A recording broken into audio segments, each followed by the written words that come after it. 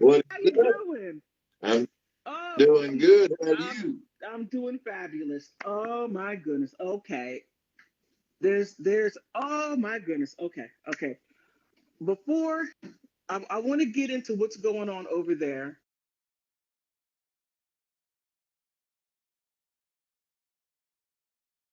True. Now, do you see that going on in Hawaii, in Lahaina? In Lahaina, I see the family unit hanging in there. Those people are so beautiful. They're so amazing. What hit them was biblical. The news immediately tried to give everybody some BS about global warming. Mhm. And it was held to the no, no, no. There was no sign of global warming. You know, then they said, well, it was a fallen power line. You know, where they just pulling these out of a hat, right? The thing that made it all suspicious, if for the viewers, you guys that don't know, the day that went down, every single official on the island was conveniently off the island. You don't get that many people off of paradise in one day. They were all off the island. That's one. Wow. Number Uh-huh. two, the warning sirens that let everybody know there's an island emergency that run like clockwork all the time had been deactivated. And the next thing, no, no, baby, don't judge. I like what you said, and you're not wrong when you said you pull this guy out of a gutter. But hold up, don't let the Kool-Aid stain you. The world is changing. We do have climate change, but it's been doing that for hundreds of thousands of years, long before CNN. And you're not old enough to realize, but CNN's been calling for the end of the world since 1973. Wow. I've got the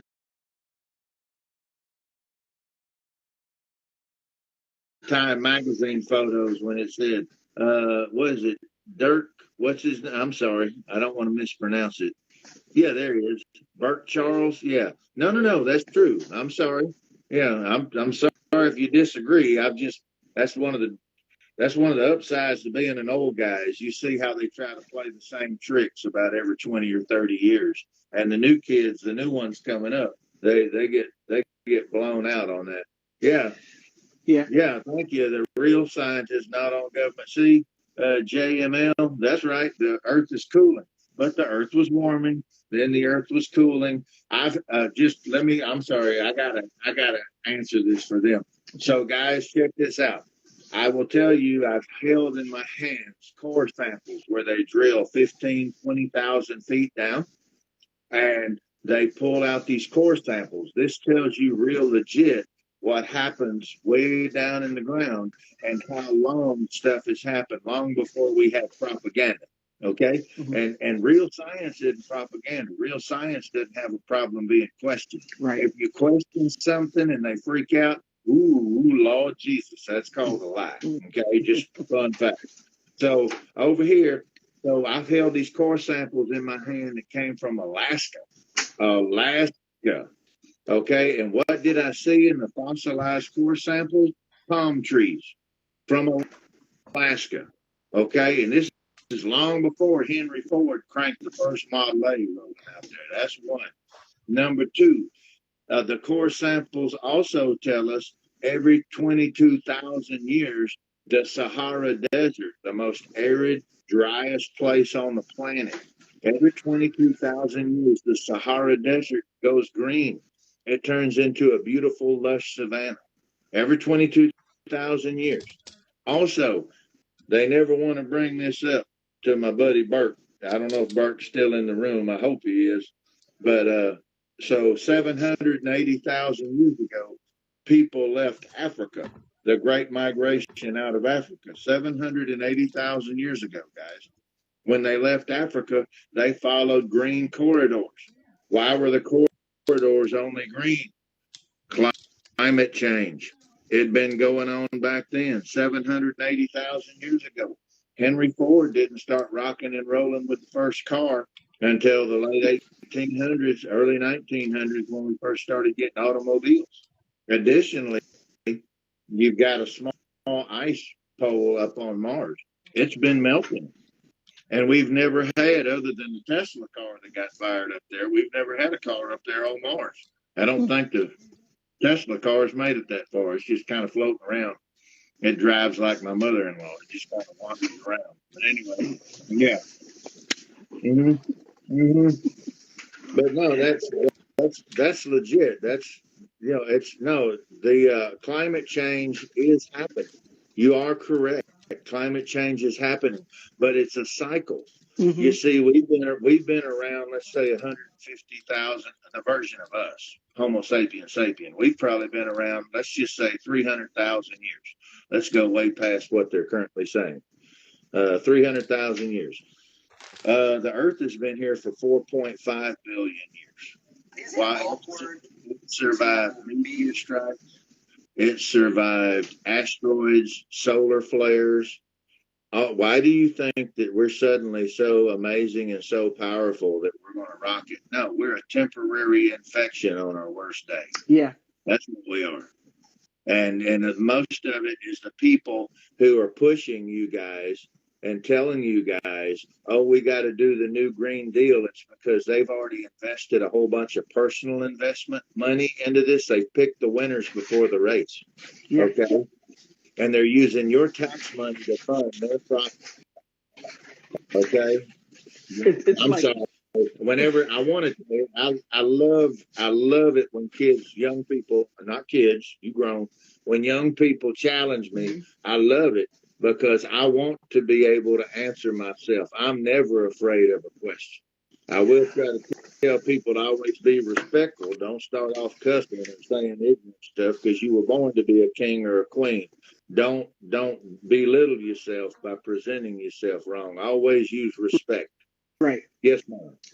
What were you going to say? I was, because you were saying a lot. I'm like, oh, I wonder how that right there is connecting with Israel, what's going on now. But, because I find it very interesting that all of a sudden this happens in Hawaii. And now from Hawaii, now you got this big thing going on over there in Israel. And you got this going on in Ukraine. Those two aren't as connected as Ukraine and Israel. See, the minute we cut the money off to fund Ukraine, that's when we magically had a war in Israel. Okay. Those two are yin and yang. Yeah. Now, the other thing, if you guys notice, and y'all correct me, everybody, y'all got access probably to more than I do. But if y'all check it out, I mean, we magically had all these fires. Africa had fires all over it. Okay. We had fires all over the world. It wasn't just Canada. That's all we heard here in the United States. Right. Where did those fires go? Where did they just magically go? Why did they magically stop? You don't turn wildfires on and off like that. People didn't get scared. People didn't freak out and go, here, take all my money to go save the planet. People went, if it walks like a duck, quacks like a duck. Just saying, And this people started backing up on it, saying, whoa, I'm not saying I deny it. I'm just saying I know history now. And I didn't know history before. And you don't have to know science if you really know history. Don't trust the people who are force feeding you the science. The real science speaks for itself.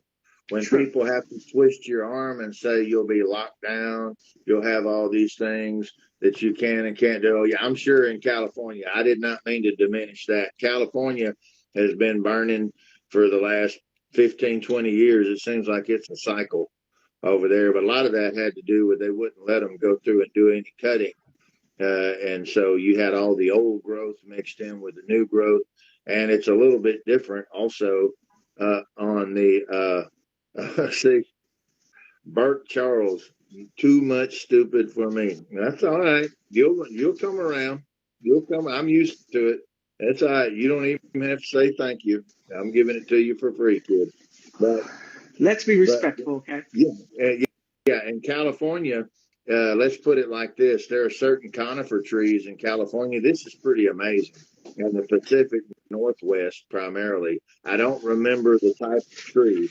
Our friend from California might be able to tell me, but they have certain trees that have two kinds of pine cones on them. Right. One of them is a big old honking pine cone. I mean, it looked like that kind of thing your grandma tried to spray paint for some kind of weird unknown reason, decorations out of it. Maybe that was the East Texas or Louisiana thing. The other pine cone was real tight, like a brick. It was like a rock, like a green rock. And they were on the same tree. It was the weirdest thing you ever saw. And I asked somebody when I was up there, I said, what's it? I picked up one of them. I'm like, wow, we used to throw that kind of stuff at each other when we were kids. We were little mean ass kids. If we'd have hit each other with one of those things, we'd have died. I mean, like, what is this? And he was laughing. He was talking about how miraculous nature is, because that first one, when that big pine cone, it burns like kindling.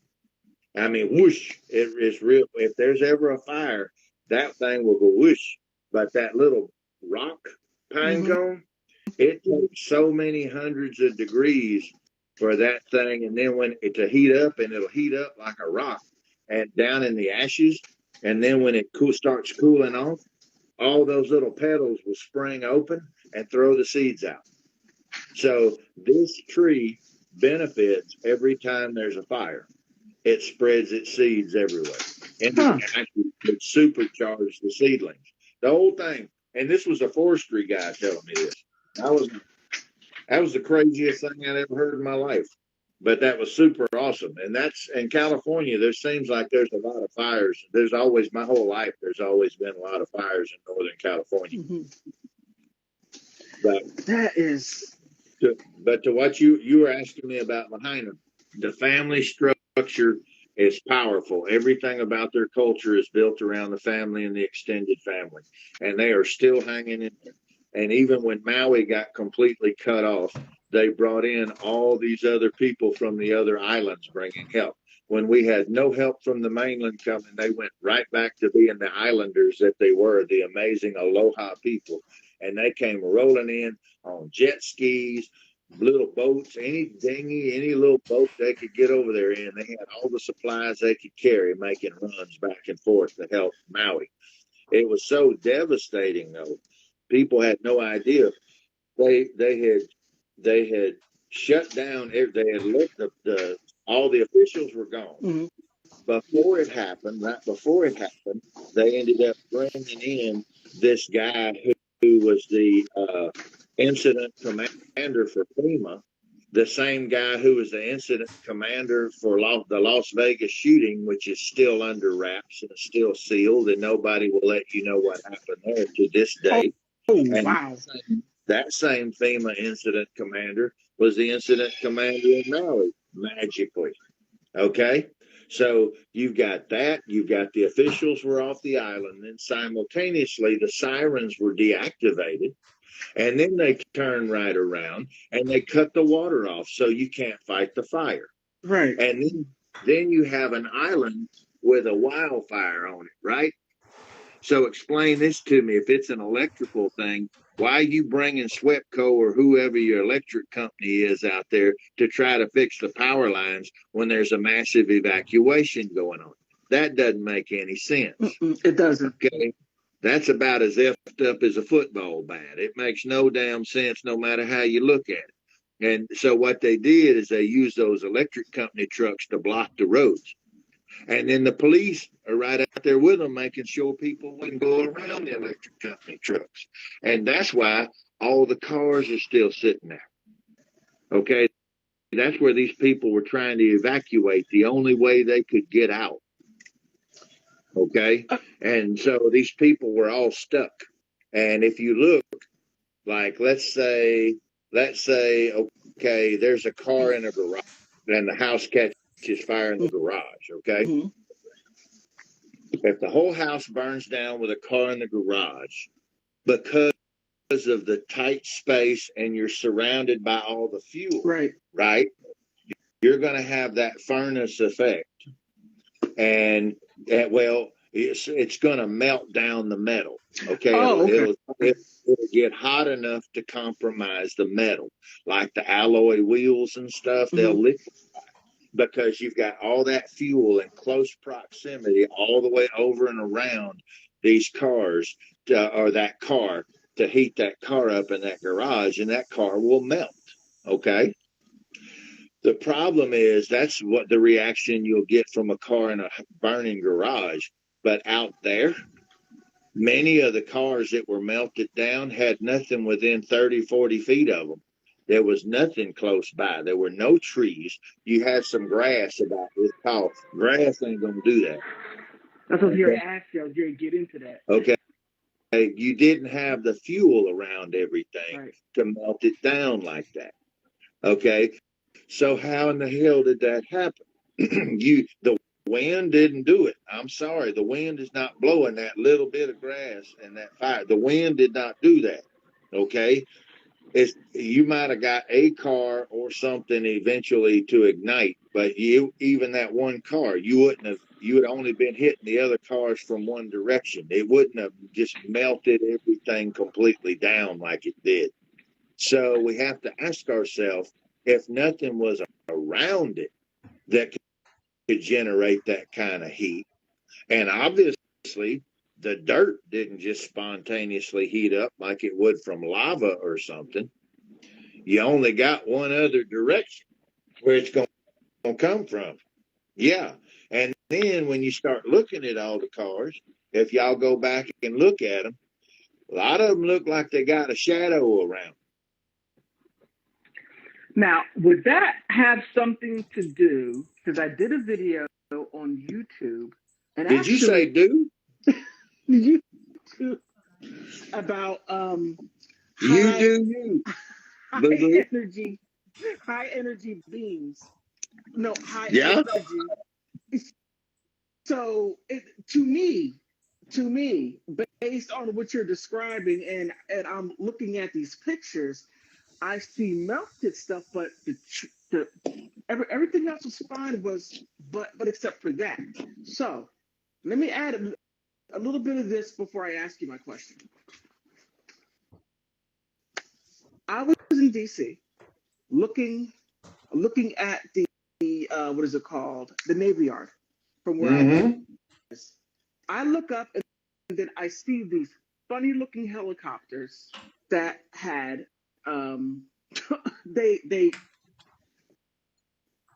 it looked like part helicopter, part airplane. That's an Osprey. A who? It's called an Osprey. Osprey. Okay. Could it have been something like that, of that caliber, to hang over? No. Okay. No, because if you had something like that, you have to look at the power supply that would have been required for the power output.